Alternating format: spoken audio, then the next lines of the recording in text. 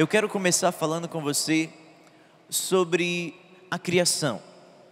A palavra de Deus nos diz que no princípio criou Deus os céus e a terra, e Ele trouxe toda a estrutura para aquele lugar, e de repente Ele disse assim: eu preciso colocar o homem, um ser, a minha imagem, a minha semelhança, para que ele habite na terra e para que ele domine sobre ela. E a Bíblia diz então que Deus cria o paraíso. No paraíso, como o próprio nome já está dizendo, tudo era maravilhoso.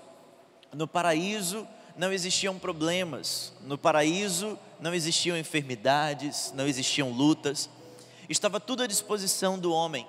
O homem, quando ele chega naquele lugar, ele já tem toda uma plantação pronta e dando frutos para ele. A Bíblia diz que o homem, ele tinha acesso a todas as árvores, menos a árvore que estava no centro do jardim, que era do conhecimento do bem e do mal. Mas ele tinha à sua disposição a água potável, ele tinha à sua disposição a ordem sobre os animais, o homem dominava sobre todos os animais. A Bíblia diz que o homem vivia então as 1000 maravilhas. Para você perceber, além da estrutura que o homem tinha no jardim do Éden, além de toda a comodidade, praticidade, a Bíblia diz que ao final do dia, todos os dias, Deus, ele chegava no jardim para conversar pessoalmente com o homem. Então o homem, ele estava vivendo de fato um paraíso. Eles viviam o melhor. Nós sabemos que eles tinham ali tanto controle a ponto de Deus ter dado ao homem a autoridade para colocar o nome nos animais. Eu estava até compartilhando com o pessoal da madrugada que o homem, ele é tão sábio, que a gente percebe isso, por exemplo, na escolha do nome dos animais. A vaca tem cara de vaca, tem ou não tem? O macaco tem cara de macaco. Deus, ele já sabia que o homem, ele teria escolhas coerentes. Ele sabia que o homem tinha sabedoria e capacidade para dominar sobre o jardim. Porém, mesmo nesse cenário perfeito, mesmo nesse cenário, sabe, todo muito bem preparado, onde o homem só tinha que viver o bem bom, a Bíblia diz que o homem se corrompe. Ele não podia participar do fruto da árvore do conhecimento, mas aí Eva vai lá e participa, Adão vai lá e participa, e o homem que estava vivendo no melhor lugar, toma a pior decisão. Então diga para quem está do seu lado: no melhor lugar, o homem tomou a pior decisão. Em contrapartida, todas as vezes que a gente quer ver na Bíblia Deus preparando alguém, Deus separando alguém para a vitória, a maioria dessas pessoas passavam por onde? Pelo deserto. Você observa que o deserto era um lugar de preparação para a vitória.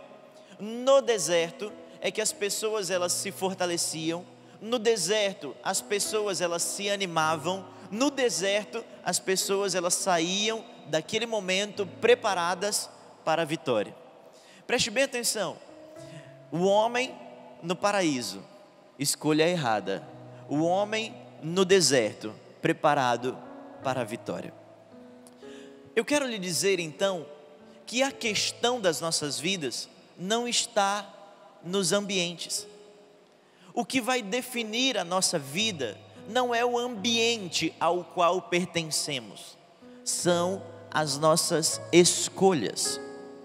O homem estava no lugar perfeito, mas teve a escolha errada. O homem passava pelo deserto, que era um lugar ermo, que era um lugar difícil, era um lugar onde tinham serpentes, tinham escorpiões, era um lugar onde o calor era maior do que a igreja da estação. Graças a Deus a gente não é o calor do deserto, e já já o ar-condicionado está chegando, também vai resolver isso, amém?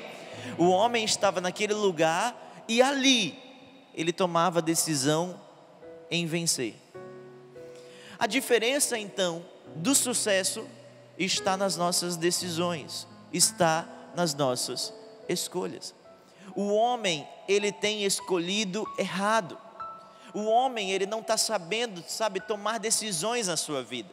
O homem, ele está olhando para as circunstâncias e está dizendo, olha, o melhor para mim é isto. E Deus está dizendo, não, não é esse o caminho. O melhor caminho é o outro. Mas Senhor, de acordo com a minha vontade, de acordo com o meu desejo, de acordo com o meu conhecimento, este lugar é melhor. E Deus está dizendo, mas quem tem que ter vontade, quem tem conhecimento, quem tem que tomar decisão, sou eu e não você. Então diga assim comigo, quem tem que tomar decisão na minha vida é Deus.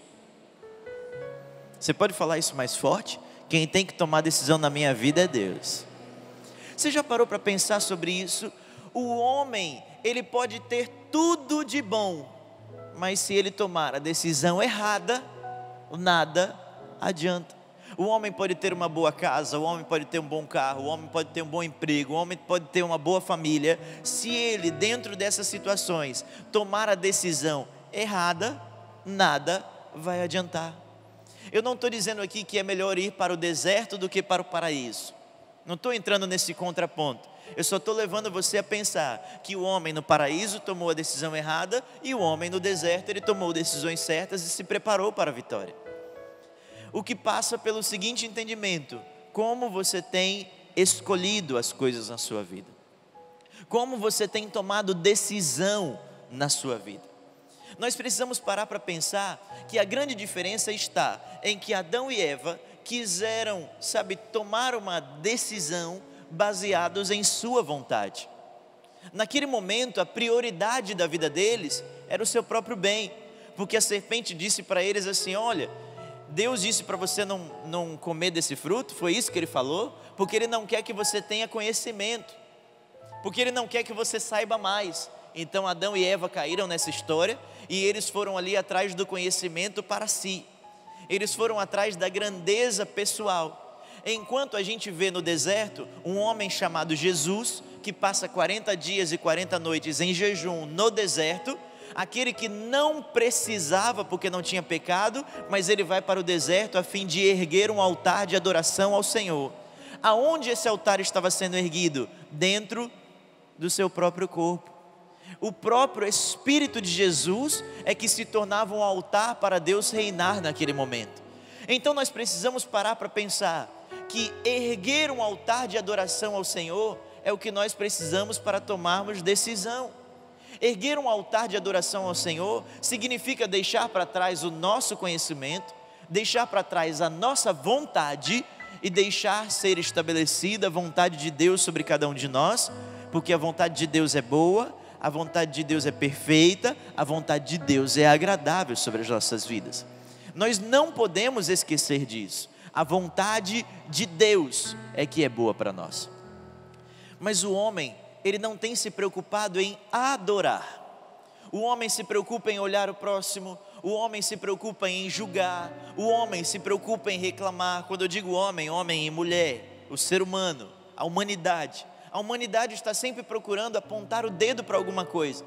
Mas aqueles que esquecem do mundo e levantam um altar de adoração ao Senhor, esses encontram um Deus que a Bíblia diz que é onipotente, aquele que tem poder sobre todas as coisas.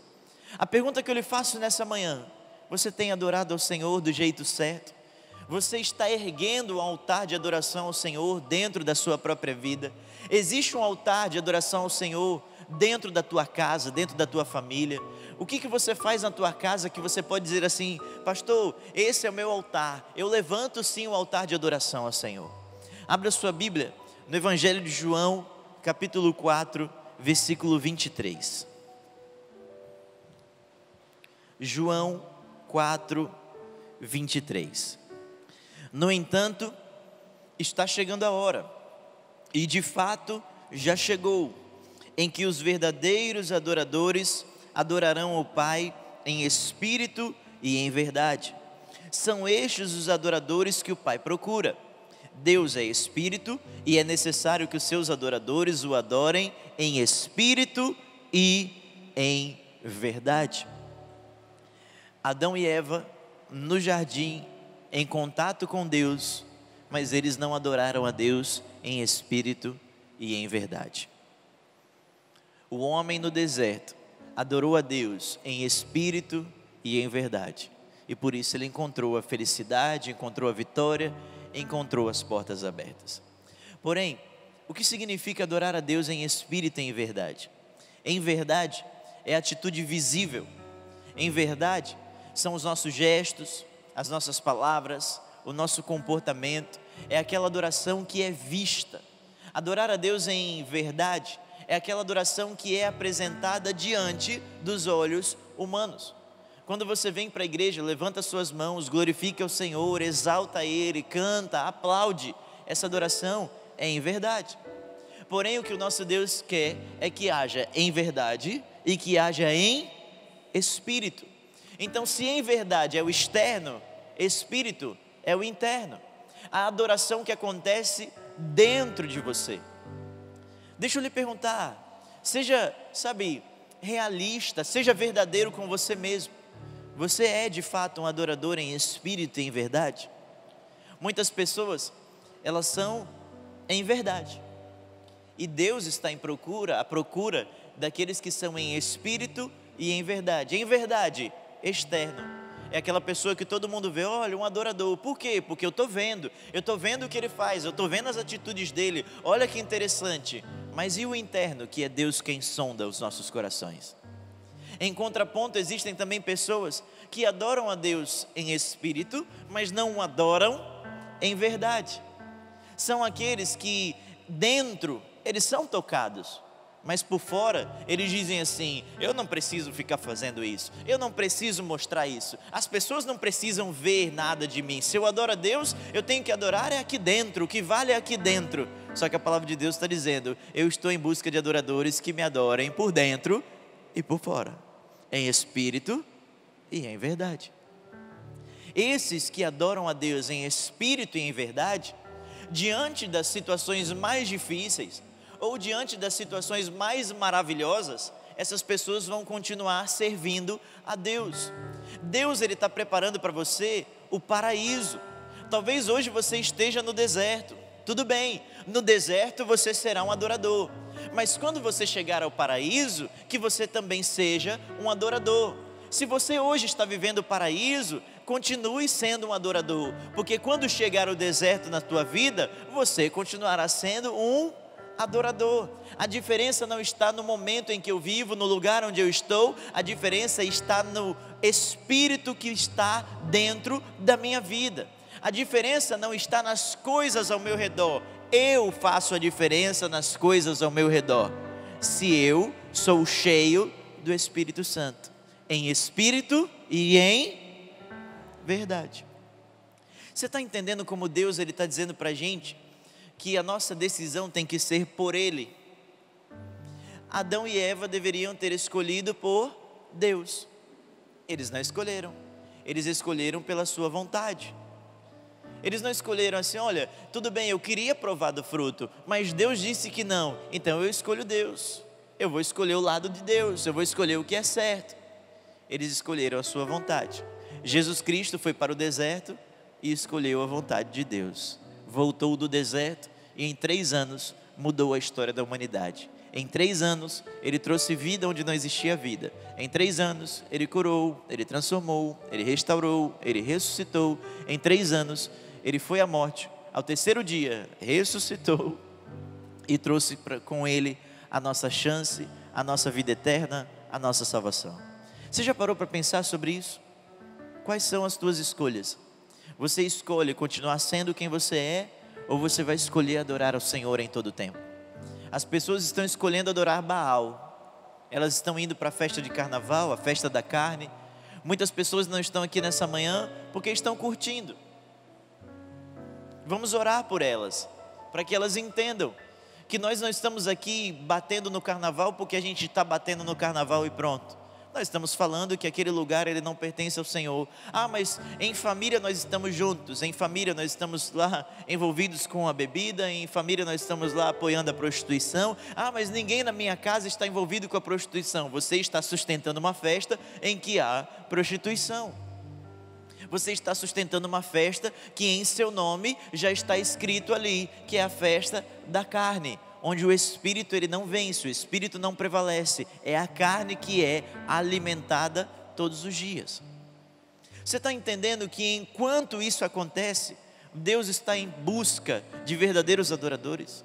É como se Deus estivesse dizendo assim: olha, nesse período eu estou buscando verdadeiros adoradores. Onde estão os verdadeiros adoradores? E Deus está olhando para um lugar e está vendo pessoas de ressaca. Deus está olhando para o outro e está vendo pessoas que foram assassinadas. Deus está olhando para o outro lado e vendo os assassinos fugindo por aí. Deus está vendo os estupradores indo para um lado. Deus está vendo as pessoas vendendo drogas para o outro. Mas de repente os olhos de Deus, eles param num lugar chamado igreja, chamado casa do Senhor. E aqui Ele olha e vê pessoas e diz assim: que bom, existem verdadeiros adoradores que o adoram em espírito, que adoram em verdade, pessoas que deixam para trás os seus costumes velhos, pessoas que estão abandonando a própria vontade. E aí Deus, Ele se levanta do trono, Ele estende a mão e Ele começa a abençoar um por um dos seus verdadeiros adoradores, e começa a descer sobre nós um rio, mas não um rio comum, um rio de águas vivas. E aquele que participa desse rio, aquele que bebe dessa fonte, nunca mais tem sede. E nós vamos adorá-lo de manhã, nós vamos adorá-lo de tarde, nós vamos adorá-lo de noite, nós vamos adorá-lo de madrugada. Verdadeiros adoradores. Glória a Deus. Você está entendendo? Enquanto 1000 estão caindo de um lado por conta das coisas do mundo, nós precisamos nos posicionar e adorar ao Senhor. Se Deus está ouvindo palavras pesadas, coisas ruins das pessoas, nós estamos nos levantando em nome de Cristo e estamos fazendo a diferença. Nós estamos servindo, nós estamos adorando, nós estamos exaltando, nós estamos bendizendo. É isso que acontece. Enquanto muitos estão caindo, nós estamos nos levantando para servir ao Senhor. Você sabe o quanto o coração de Deus está triste nessa manhã?